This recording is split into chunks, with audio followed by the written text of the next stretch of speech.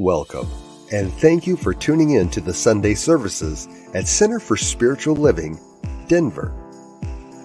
We are a loving and prospering community in the heart of Denver and online.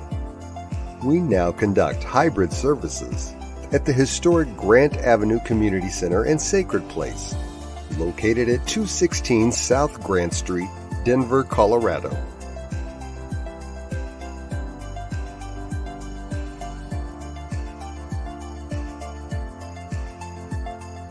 All are welcomed here. A place, space, and face of love. We are a spiritual community practicing universal principles that enrich our lives. We are grateful that you have blessed us with your presence. While online, we'd love to know you're watching with us. Feel free to leave a comment and let everyone appreciate you. With everything going on, life can feel overwhelming. CSL Denver wants you to know we are here for you. Please know that our practitioners are available for personal prayer work. Our licensed spiritual practitioners' names and phone numbers are available on our website at csldenver.org. Or if you have a prayer request, feel free to email it to info@csldenver.org. For your convenience, you'll find clickable links in the description of this broadcast. Rev L. Zia, along with all our guest speakers, practitioners, service coordinators, and musical inspirations, want you to know how truly grateful we are that you are with us today. Thank you for your continued support and participation in our services, workshops, and events, as well as providing financial contributions to our center. If you're interested in upcoming events and information, we send out weekly newsletters. Sign up by visiting www.csldenver.org. We deliver services in a hybrid format where we meet in person at 216 South Grant Street. We will also continue to live stream all services on Facebook and YouTube every Sunday. Find us on our respective channels as well as on New Thought Media Network. Again, thank you for your precious attention. Now prepare for engaging enlightenment.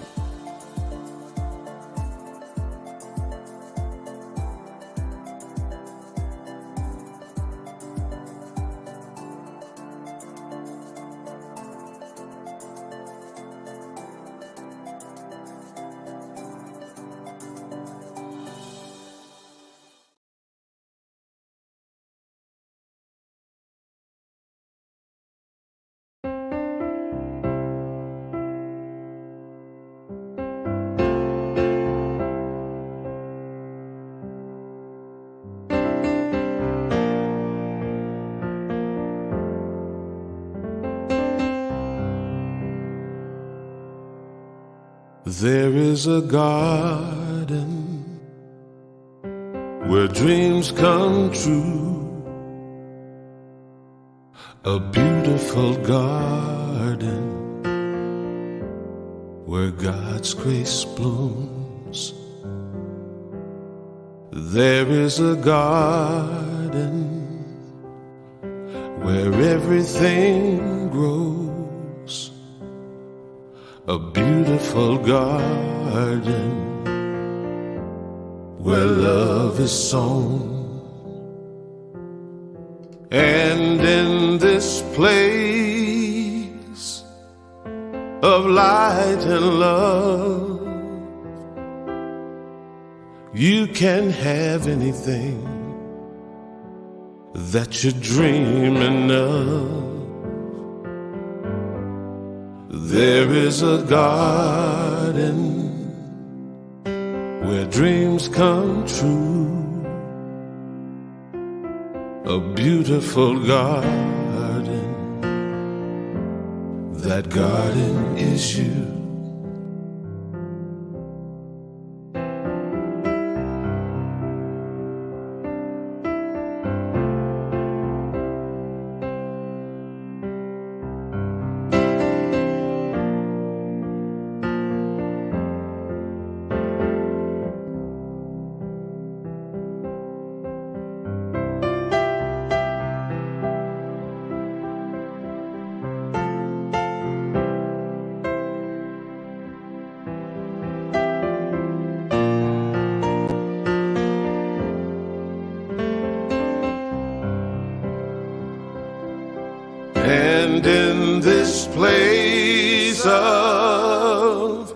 light and love.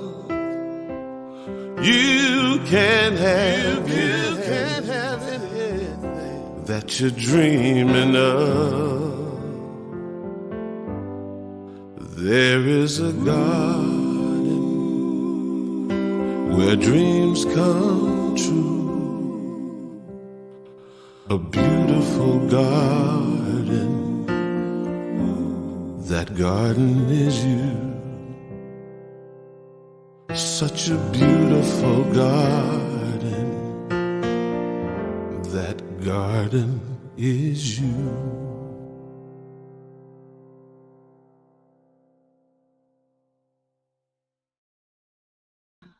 Little welcome prayer. If you want to, if you feel restful, close your eyes, take a nice deep breath. Experience this special moment where we're all here in this safe and loving environment, where a place where we can truly be ourselves and look through any circumstance and know that we're wonderful, we're rock solid, we're rock stars, every one of us. In a room filled with love, and that love, that energy extends to everyone at home watching, anyone who's going to watch later in the week, and anyone we're thinking about right now, thinking about in love. Another deep breath, and so it is. Amen. Okay, today's reading is an essay from spiritual teacher Alan Cohen. It's entitled Buddha on Board. Years ago, little yellow baby on board signs began to appear on car rear windows all over the place.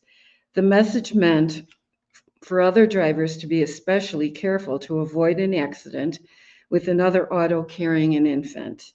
To be sure, a good idea, but does this mean we can be less careful to avoid colliding with cars carrying adults?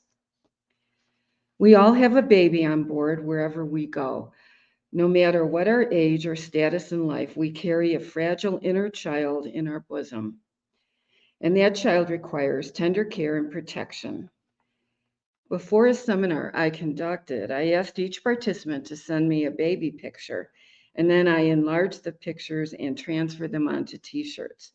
I gave out the shirts and told everyone, in case you get angry at anyone or yourself, look at the person's t-shirt. Imagine you are dealing with a sensitive child. Speak to the child with patience and kindness. The group loved the exercise, and the program was a big success, and everyone went home wearing their t-shirts. I still wear mine whenever I want to remember my inner child. So you not only carry an inner child with you, but you carry an inner Christ, a Buddha, any saint or angel that you can imagine. These inner divine beings are much closer to who you truly are or who you truly identify with than the person you may usually identify with. Honor the Buddha on board, and your outer life will reflect the respect you deserve. And from Ernest Holmes, healing is not creating a perfect idea. It is revealing an idea which is already perfect. Healing is not a process. It is a revelation. And now it's time to enjoy some wonderful music by Jesse Palmer.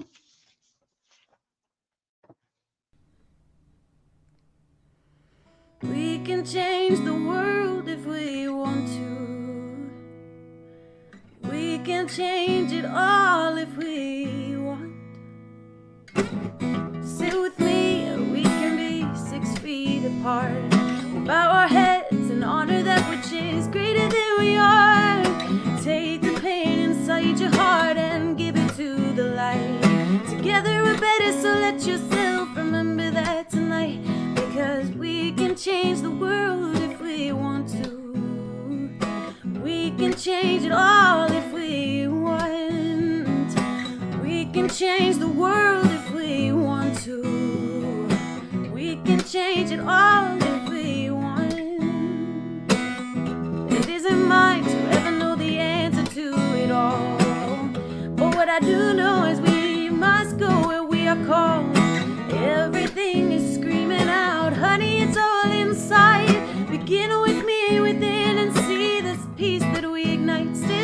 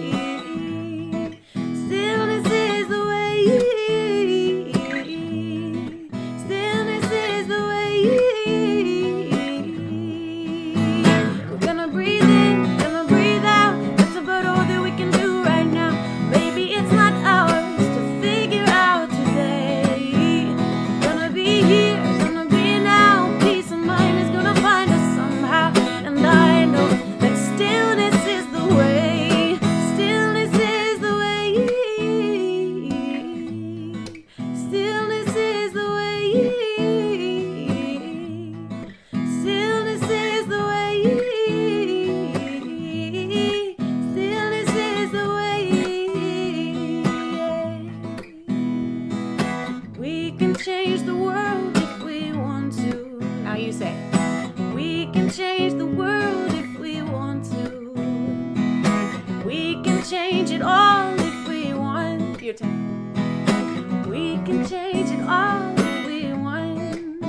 Here we go. We can change the world if we want to. Feel it in your bones. We can change the world if we want to. We can change it all if we want. We can change it all if we want.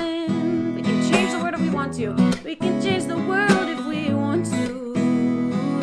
We can change the world if we want to. We can change it all if we want. And stillness is the way. Stillness is the way. Stillness is the way. Stillness is the way. Stillness is the way. Stillness is the way. Stillness is the way. Stillness is the way. And we can change the world if we want to.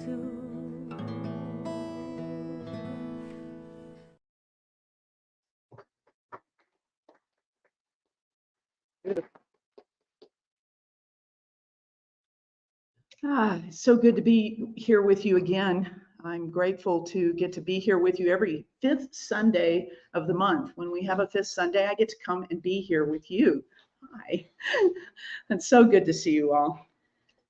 So some people find themselves doubting God. Anyone ever have that experience? Yeah, a little bit of doubt. God knows really what's going on and what's going on with you specifically. Yeah, we all experience that. But I'll be honest with you, now more than ever, more so than doubting God, I find myself doubting myself. Doubting myself, right? Like there's this part of me that so strongly understands that God's got it. I've got that part. But what about me, right? But then there's some kind of disconnect there. Yeah, so I'm certain this message today will speak to you. I know it does to me. So I hope you will enjoy some ideas that I share with you. The title of my message today is When in Doubt, Speaking Truth to Power. Now I want you to pay attention to the syntax of that title. It does not say speaking power to truth. It says speaking truth to power. Why? Because truth doesn't need any power spoken to it. It already is the way that it is. Rather, when we're not feeling empowered, it is important for us in those moments of doubt to speak the truth, to remember who we are. So I invite you to just hold that gently within your heart as I share this message. You know, doubt is insidious. Right? It just sneaks right in there. Just when you think you're fully in faith and fully strong, the next thing you know, you find that little seed of doubt just working its way. I was driving over here and I was running about 4 minutes late. I don't like to be late. And so I was just getting kind of into my head about that, right? And oh my God. And then, of all things, this little car's coming onto the highway and decides to pull right in front of me and just go about 40 miles an hour on Highway 6. And I was just like, well, what are you doing? Oh, and now you're going to get in front of that guy, and slowed that guy. And then that guy, after that one got over one more lane, he comes in front of me. And I'm sitting there, what is going on? I am running late. I need to get to CSL Denver. What's happening here? You see, I was doubting. Wasn't I? Because if I was truly in the place of absolute knowing that I am a perfect expression of the divine, and so is the person pulling over in front of me, and so is the guy in the big red truck who pulled over after that. If I really have that, then I can relax and I can let it go and know in truth that there comes God onto the freeway in front of me. There comes God in front of me in my lane again. And somehow, some way, they are part of that beautiful divine truth that is unfolding perfectly to allow me to get here at just the perfect moment, right?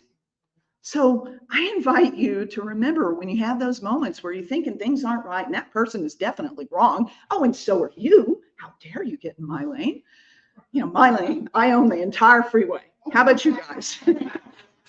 So when I'm having those thoughts, I need to remember and say, wow, what is it in me that is doubting? Can I return? Can I come back to the place where I remember who I am, grounded in truth, a divine expression of the Most High? Yeah. So most of us battle feelings of insecurity and inadequacy at times. Any of you? Yes? I'll tell you that I have become friends with inadequacy over the years. Oh, yeah. How many of you are familiar with that wonderful exercise in New Thought called Fear to Faith? Yeah, taking it. In fact, I remember when one of my first mentors, Reverend Dr. Kathy Hearn, I used to call her and talk to her as I was preparing to go into practitioner studies, and I'd have some sort of doubt or something about something, and she would say, Paula, I'd say, yes. Have you done a Fear to Faith on this yet? No. Well, I tell you what, go do a Fear to Faith, maybe 2 or 3 of them, and then come back and call me again. And so I got to where I'd start doing that Fear to Faith. Well, guess what came up is the feeling I was trying to avoid every single time. Inadequacy. Oh, wait, and this one, inadequacy. It seemed that at the root of everything was this feeling of inadequacy. And here's what's amazing about inadequacy. It can drive us to do all sorts of interesting things that we have no idea we are even doing, right? These little doubts about who we are. You see, when I first started my career before I answered the call to ministry, I was in advertising and marketing. And I had no doubt that I was going to be just fine in advertising and marketing with only an associate's degree. And I was. I mean, I handled nice big accounts and I moved all over the country and did really well in that field. But then in my mid-30s, I got this new calling to be a minister. And more so than that, what was underneath that I was really afraid to talk about, because God knows I couldn't do that. I wanted to be a chaplain, and a hospice chaplain. I wanted to work with people at end of life.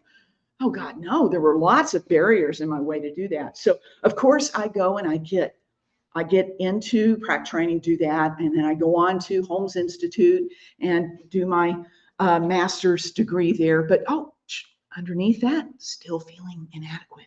Now, I did really well in chaplaincy. I still do well in chaplaincy.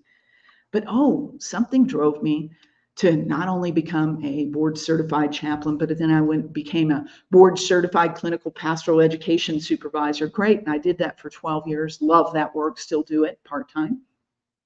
Something else was driving me. I went on to get not one doctorate, because everybody has one doctorate, right? So I went on and got 2 doctorates. One in theology and clinical pastoral psychotherapy, and one in ministry and interfaith studies, right? And still, sometimes, even with all of that, nagging feeling of, am I enough? Doubting that I am that perfect expression of the divine. But here's the even better thing about Spirit and how perfect all of this is. You see, Spirit used my feelings of inadequacy to get me to go on and do all this education. And guess what? Those 2 doctorates helped land me the position I'm in now as chaplain at Colorado State Mental Health Hospital at Fort Logan. I was able to go ahead of the other candidates because I had these 2 doctorates in all these years of doing chaplaincy. So see, Spirit utilized even the feeling I was so uncomfortable with. So when we have these feelings that are related to doubt and insecurity, I invite you to say, what is it that Spirit is calling me to? What is it that this doubt about who I am is leading me to? Because God knows exactly what God is doing when God makes each and every one of us. That's true. God knew with all of our seeming imperfections exactly what it was doing. You see, God don't make no junk. Remember that bumper sticker? Yeah, we were talking about bumper stickers, baby on board. Well, I remember that one. God don't make no junk.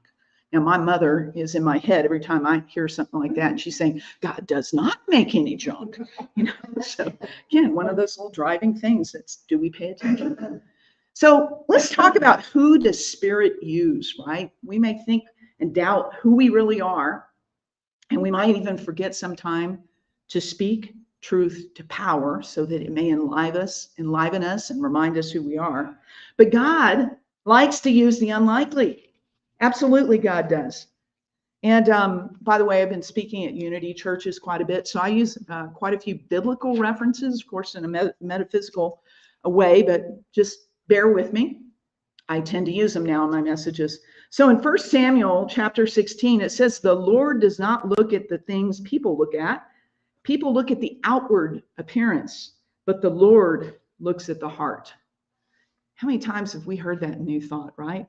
Are we paying attention to the outward appearance and conditions, the circumstances, or are we paying attention to the truth? When in doubt, speaking truth to power. You see, I love the fact that Spirit is actually looking for the qualities we overlook. Here I was trying so hard to get over inadequacy, and yet God was utilizing it in me to propel me in exactly the direction that I was meant to be. I don't know how many of you have heard the story of Nkosi Johnson. Go ahead and put up that first slide. Nkosi Johnson was a South African boy who died of AIDS. The other one, Diego. There we go. Excellent. He was a South African boy that died of AIDS at the age of 12. But he actually put a face on AIDS that no one had been able to. He started speaking when he was 8 years old. Now, this guy was about 30 pounds. 30 pounds because the disease had ravaged his physical body.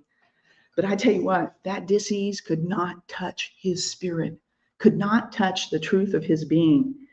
And he was left orphaned at the age of 3 after being dumped by his mother.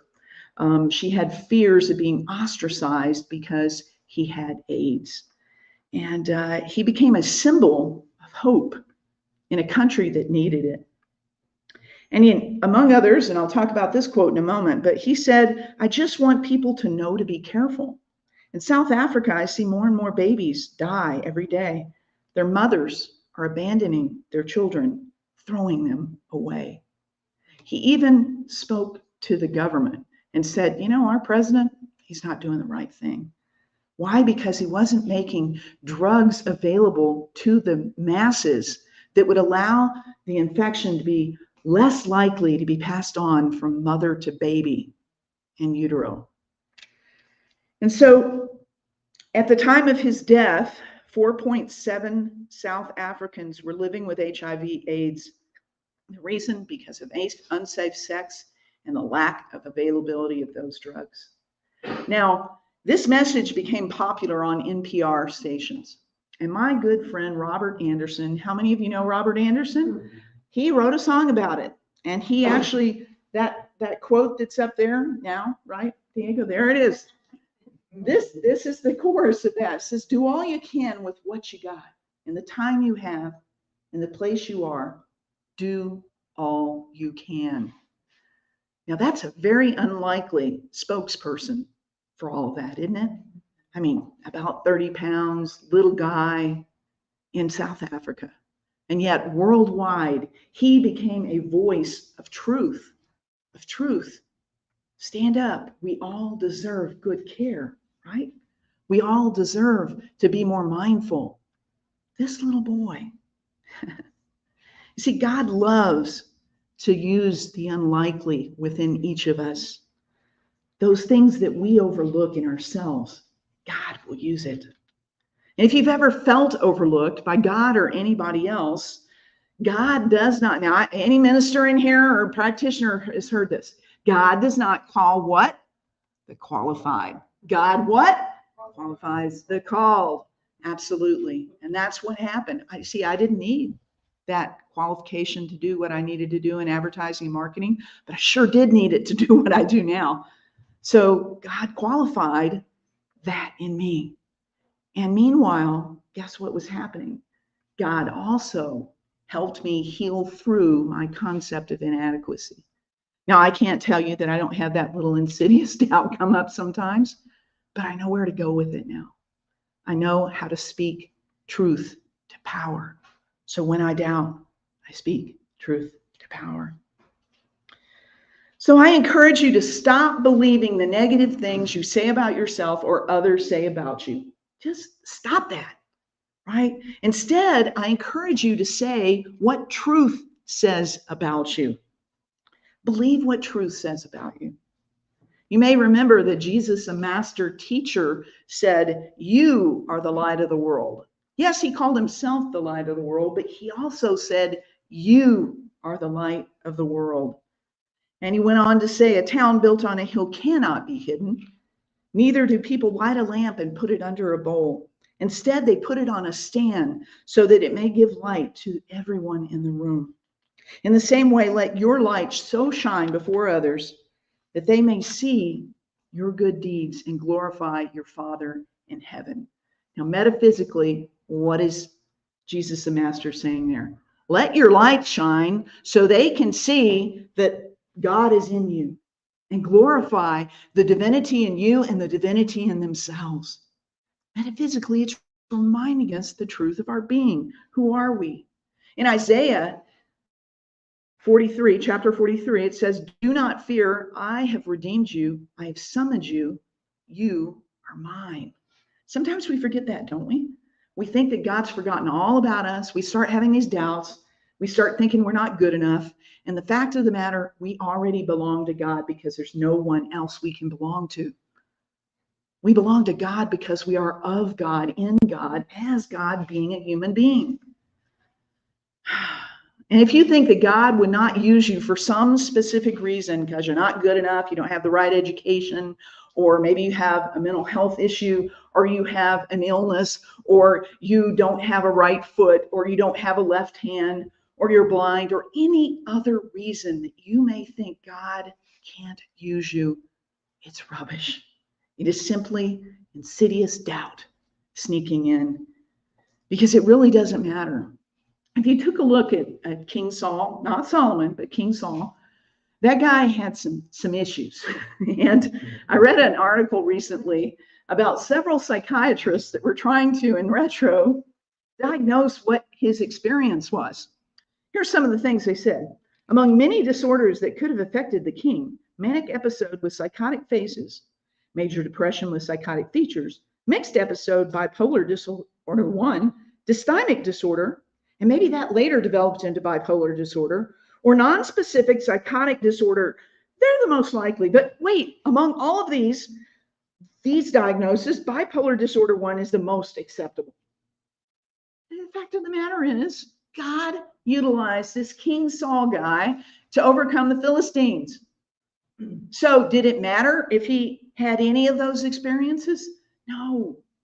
God still utilizes the people that we think cannot do something. Our Zen Buddhist friends, and I think this is perfect because I had no idea that you were going to talk about the Buddhas today. How perfect. Zen Buddhist believes that human beings are already Buddha. I love this. A Zen master says, but they are blind, stupid Buddhas who are ignorant of their true nature. Right? Sometimes we're just ignorant of our true nature, right? And it is through spiritual practice that one realizes our true nature. How many of you, and how long did it take you to start having that sink in? You know, I remember, I hope it's okay to say this, Giselle. It's all right?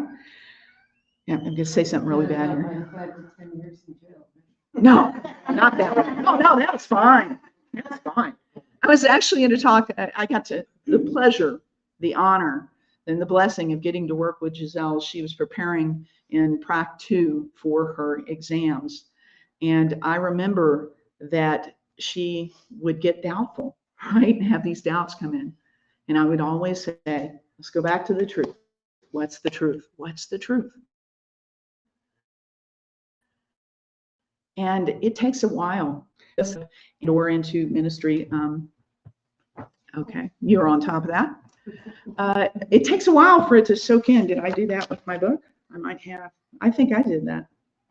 Sorry, all you folks in online land. If I blanked out the screen there for you, thank you. I will not press on that. Anyway, it takes a while for us to recognize that. And even after, becoming a practitioner, a minister, a chaplain, I still have my doubts where I have to return to that. And I have to speak truth into power, right? So God also, number 2, God likes to use the insecure, right? So the unlikely, now the insecure.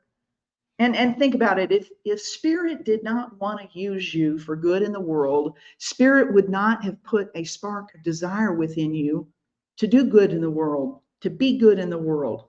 It simply wouldn't exist. Why do you think you're even here? Because ultimately, there's a spark of desire within you that says, I'm going to be the highest expression of Spirit as me.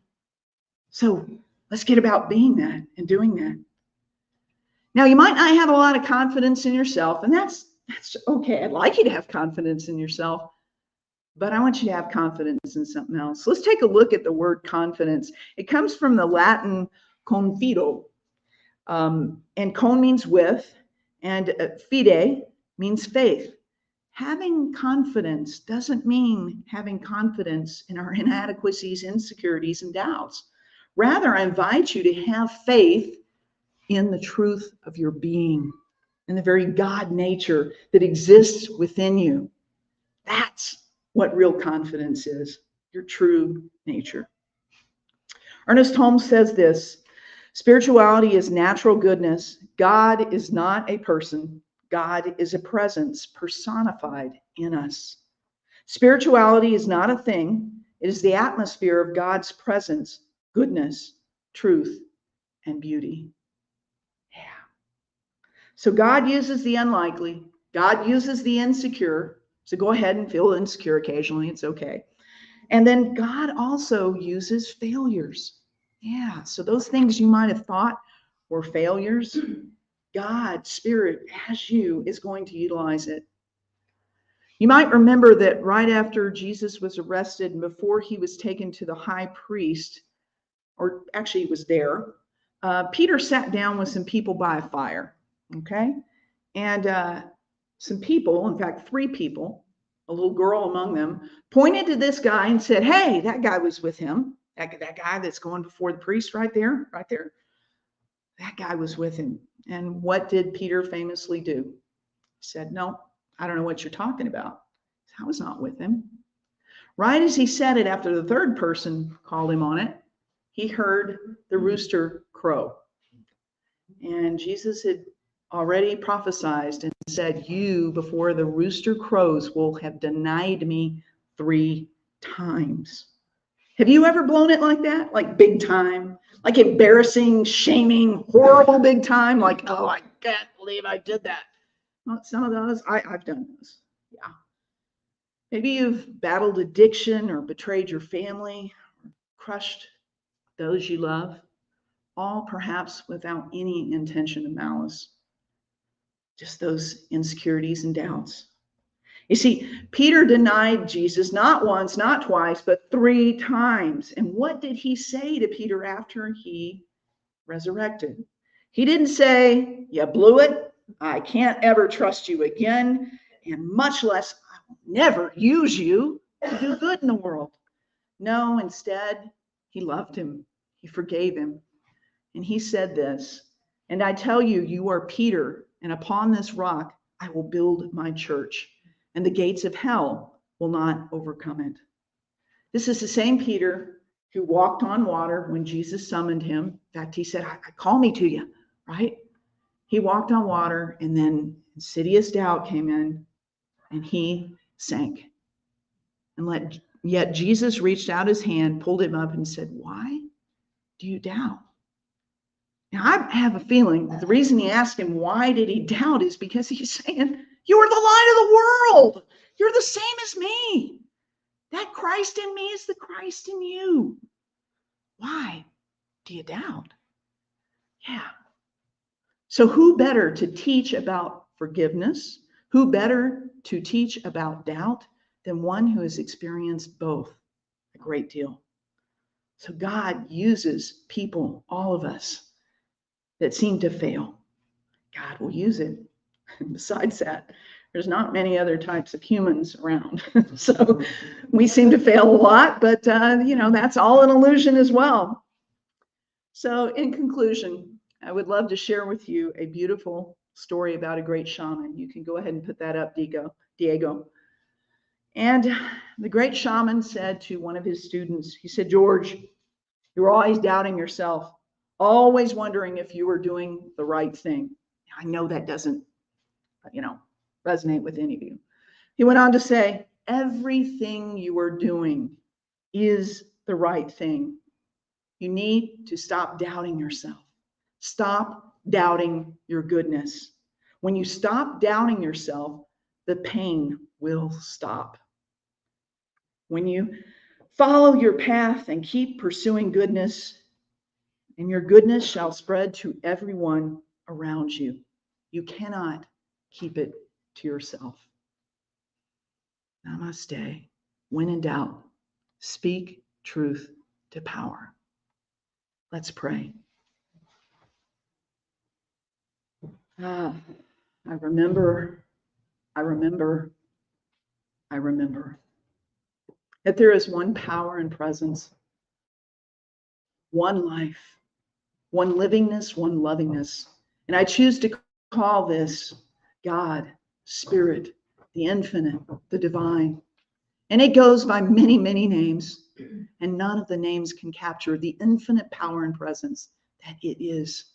The intelligence within, through, as, and behind all that is, that which is seen, that which is unseen. It is even that which is behind our insidious doubt. Yes, forever driving us back to the truth. And so in this moment, as I know this truth about myself, that I am one with the infinite, and that the infinite expresses its amazing intelligence and love through me and has me. I know this same truth for everyone within the sound of my voice and those we hold dear, that we are one with the one forever and always. And so in this moment, I just simply say, I release the need to experience doubt. I release the need to feel inadequate. I release the need to feel insecure. Instead, in this moment, I absolutely remember the truth for myself and all. I remember that God is the truth of my being. And right now, right here, I speak truth into power. I speak truth into power.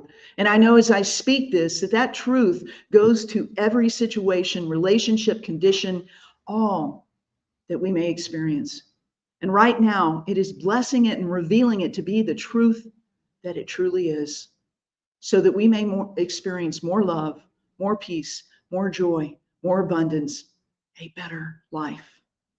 And as we do so, this spreads out to everyone, for our goodness cannot be kept to ourselves. I give great thanks for this. I give great thanks for the power of prayer. I give great thanks for this community and to connect with everyone online. For this and so much more, I do give thanks. I simply release this word now into the law of mind and the law of heart. And I simply let it be. Join me in saying, and so it is. Amen. Thank you.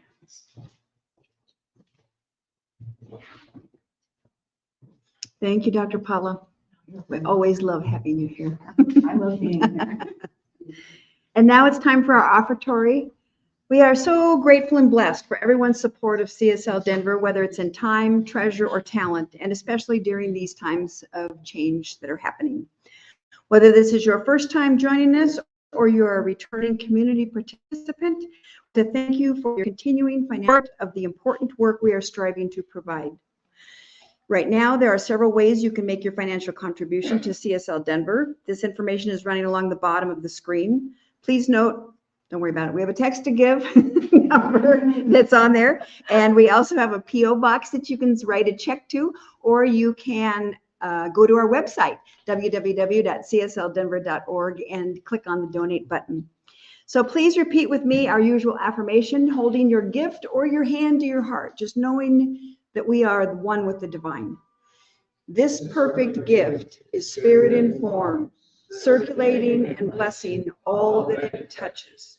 Freely I give and joyously I receive, and so it is.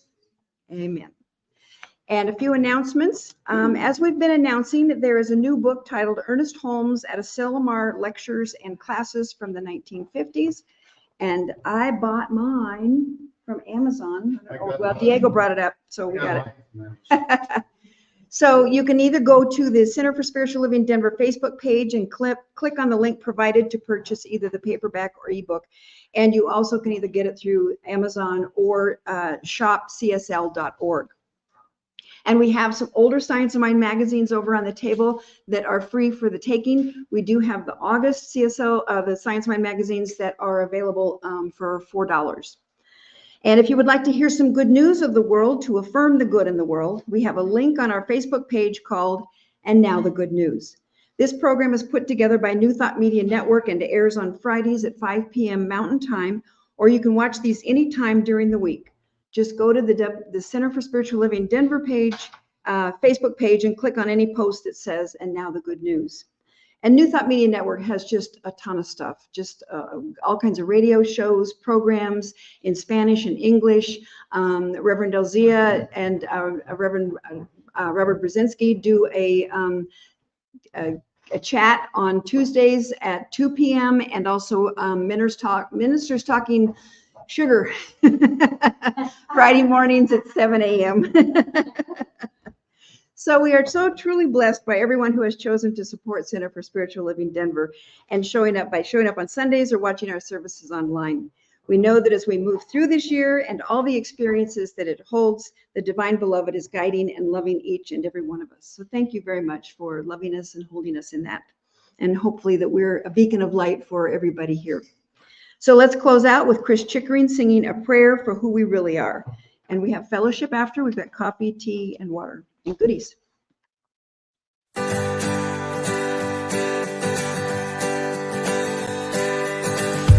This is a prayer for the love within us. This is a prayer to release our hearts. This is a prayer that we carry with us. This is a prayer for who we really are.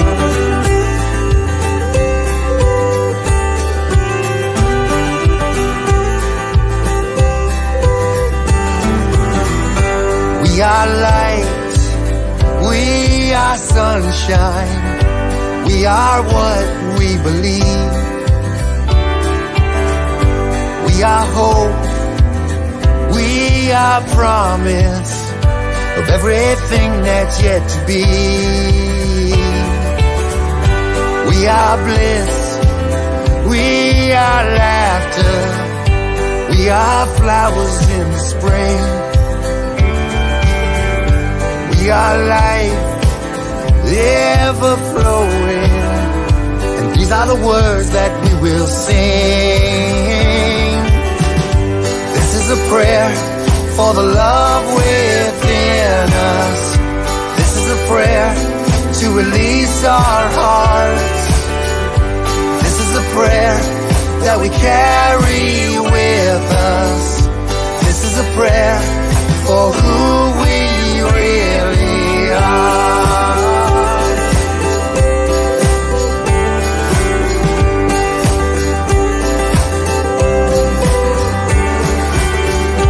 We are strong, we are fearless, we find the comfort in our souls.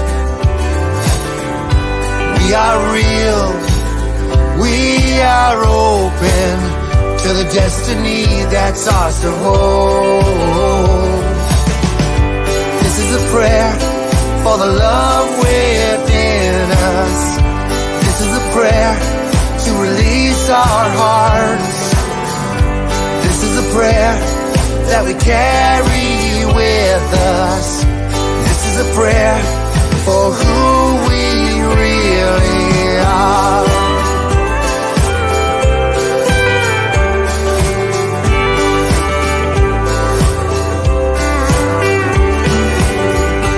We are here, we are present in every moment that we breathe.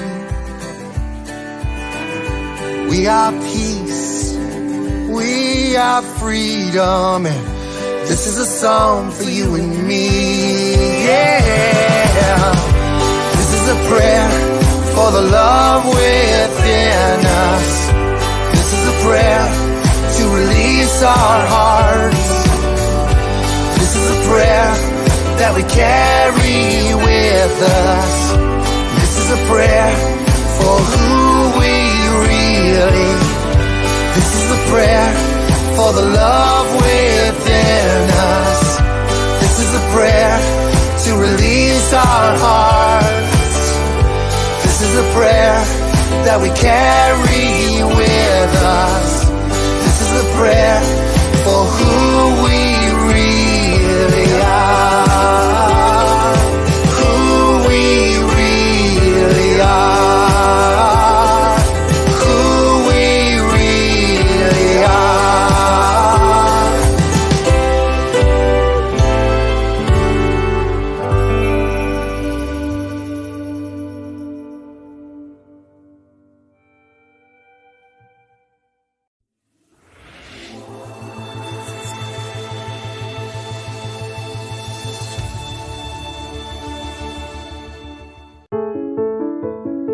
New Thought Media Network. We are a global broadcast network of positive music, media, and entertainment, inspiring humanity's evolution along the journey of enlightenment and creating a world of love, peace, empowerment, and prosperity.